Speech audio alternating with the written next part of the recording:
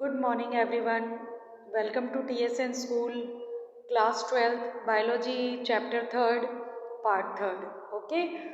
Human Reproduction का Part 3rd आज हम discuss करेंगे. Yes, topic is gametogenesis. Okay? The process of formation of gamete is called gametogenesis. Right? The process of formation of gametes. It means gametes के बनने का जो process है उसे हम क्या कहते हैं? Gametogenesis. It is of two types. ये टू टाइप से बनता है, spermatogenesis in male and oogenesis in female. First one is spermatogenesis. Process of formation of sperm in male is called spermatogenesis. It means sperms का बनना mail में spermatogenesis कहलाता है. Right? Spermatogonia. अब इसको हम कुछ स्टेप्स में डिस्कस करते हैं. स्पर्मेटोगोनिया, मेल जर्म सेल, इसको हम मेल जर्म सेल भी कह सकते हैं. Present in inner wall of seminiferous tubules. जिस टाइम हमने ये डिस्कस किया था आपके मेल रिप्रोडक्टिव सिस्टम, उस टाइम हमने देखा था सेमिनिफेरस ट्यूब्यूल्स जो होती हैं वो टू टाइप की सेल्स बनाती हैं. One is male germ cell and second is Sertoli cells. तो जो मेल जर्म सेल्स होती हैं जिन्हें हम स्पर्मेटोगोनिया भी कह सकते हैं, present on inner wall of seminiferous tubules, multiply by mitotic division and form primary spermatocyst. वो मल्टीप्लाई होती हैं माइटोटिक डिवीजन के जरिए और प्राइमरी स्पर्मेटोसिस्ट का फॉर्मेशन करती हैं.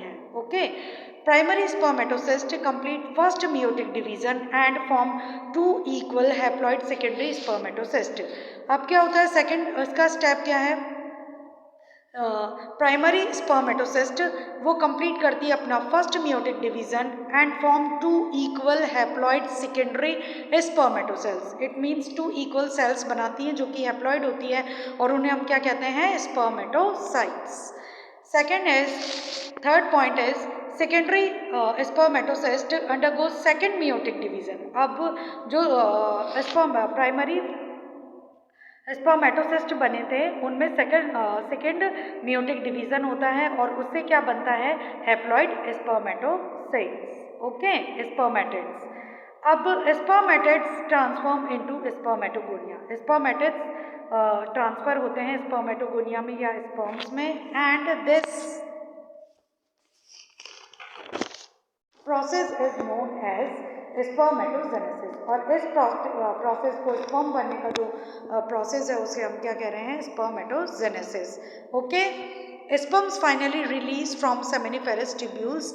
उसके बाद क्या होता है, स्पर्म्स जब पूरा इनका फॉर्मेशन हो जाता है तो सेमिनिफेरस ट्यूब्यूल्स जो होते हैं वहाँ से ये रिलीज होते हैं and this process is called spermatia. और इसको हम क्या बोलते हैं, इस प्रोसेस को स्पर्मेशिया. ओके.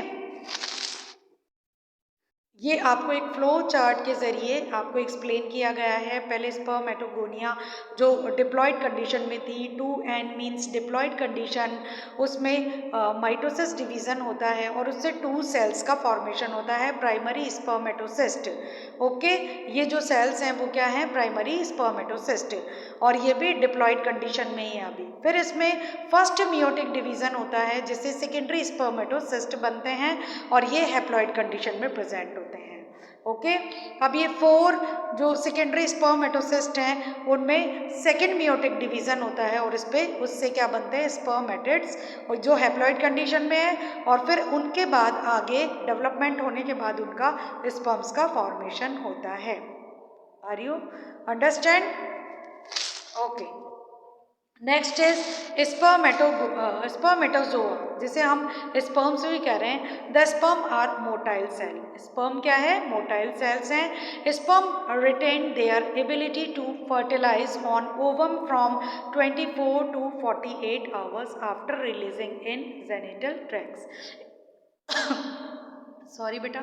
इसका मतलब क्या हुआ, इट मीन्स स्पर्म्स जो होते हैं वो अपनी एबिलिटी को 24 से 48 आवर्स तक बनाए रखते हैं. कब, जब वो फीमेल के जेनिटल ट्रैक्ट्स तक पहुंचते हैं उसके बाद 24 to 48 आवर्स तक ये अपनी फर्टिलाइज करने की, एग को फर्टिलाइज करने की एबिलिटी को बनाए रखते हैं. Right. It consist of head, neck, middle piece and tail. अब इसका स्ट्रक्चर अपन डिस्कस करते हैं. फर्स्ट पार्ट है इसका हेड. ओके, पहले तो ये डायग्राम आप देख लीजिए कि स्ट्रक्चर मैंने जो बनाया है, आउटर लेयर है इसकी वो है प्लाज्मा मेम्ब्रेन, उसके बाद इसका जो अपर पार्ट है वो एक्रोसोम और न्यूक्लियस से बना हुआ है। न्यूक्लियस में क्या है, containing chromosomal material. Okay, next is neck, फिर मिडिल पीस के बाद ये जो आपको दिखाई दे रही है ये माइटोकॉन्ड्रिया है। माइटोकॉन्ड्रिया यहाँ बहुत ज़्यादा प्रेजेंट होते हैं because energy source of swimming of sperm. Okay, यानी ये एनर्जी सोर्स होते हैं किसके लिए, स्पर्म के लिए, जो इसको स्विमिंग करने में हेल्प करते हैं। और लास्ट इसका पोर्शन है वो है tail. First portion is head, it contain anterior a small acrosome and posterior large nucleus. it means ये anteriorly अगर हम इसे देख रहे हैं तो एक एक्रोसोम इसमें प्रेजेंट है और पोस्टीरियर पे इस पे एक लार्ज सा न्यूक्लियस प्रेजेंट है। Acrosome contain hyaluronidase proteolytic enzyme. कौन सा एंजाइम प्रेजेंट है एक्रोसोम में, हाइल्यूरोनाइडेज प्रोटियोलाइटिक एंजाइम। ओके, ये पॉपुलरली इसको हम कहते हैं स्पर्मलाइसिन, इसको हम कह सकते हैं, इस हार्मोन को या एंजाइम को हम क्या कहते हैं, spermiolysin. That penetrate the egg at time of fertilisation, जिस टाइम फर्टिलाइजेशन का टाइम होता है उस टाइम ये क्या करता है, एग को पेनिट्रेट करता है। Second is middle piece. Middle piece क्या है, इट पॉजेस न्यूमरस माइटोकॉन्ड्रिया, इसमें बहुत सारे माइटोकॉन्ड्रियाज प्रेजेंट होते हैं which produce energy for movement of tail. ये क्या करता है, एनर्जी प्रोड्यूस करता है जो टेल को मूवमेंट कराने के लिए फैसिलिटीज देता है। Okay, human male ejaculated 200 to 300 million sperm during copulation. Okay, it means जिस टाइम कॉपुलेशन होता है उस टाइम ह्यूमन मेल से 200 to 300 मिलियन स्पर्म्स रिलीज होते हैं। Right, next is oogenesis. oogenesis process of formation of mature female gamete is called oogenesis. It means जो mature female gamete का बनना क्या कहलाता है, oogenesis. oogenesis is initiated during the embryonic development. जिस time female embryo development होता है उसी टाइम से oogenesis का प्रोसेस जो होता है वो इनिशिएट हो जाता है। When a couple of million gamete mother cell, उस टाइम क्या होता है, बहुत सारी गैमेट मदर सेल्स का फॉर्मेशन होता है जिन्हें ही हम oogynia कहते हैं। अब इसमें एक नोट करने लायक एक बात है, वो क्या है, no more oogonia are formed after birth. Birth के बाद oogonia प्रेजेंट नहीं बनते हैं। इसीलिए यही एक रीज़न है कि फीमेल में मदर बनने की जो कैपेसिटी होती है वो 45 to 50 एज तक ही रहती है, उसके बाद नहीं होती है।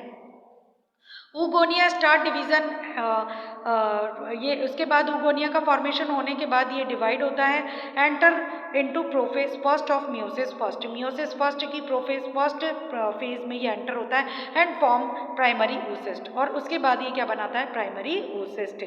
Each primary oocyst get surrounded by layer of granulosa cells, और हर प्राइमरी oocyst जो होता है वो एक ग्रैन्युलोसा सेल से बना हुआ होता है और उसको हम क्या कहते हैं, primary follicle.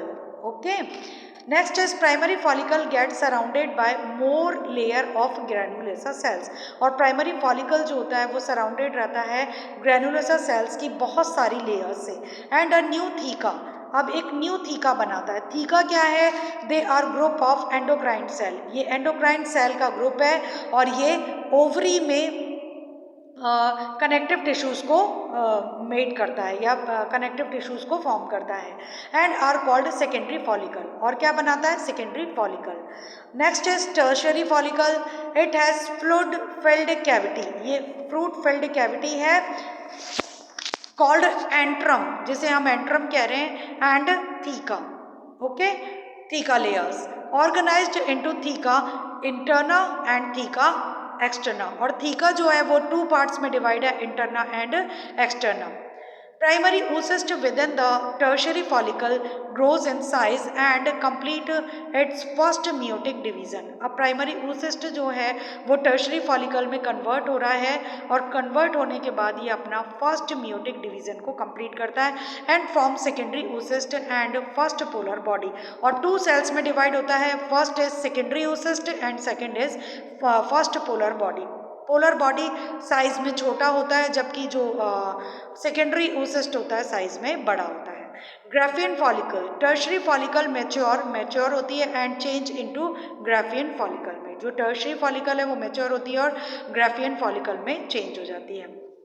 Next is ovulation. Ovulation, graafian follicle rupture to release secondary oocyst from ovary.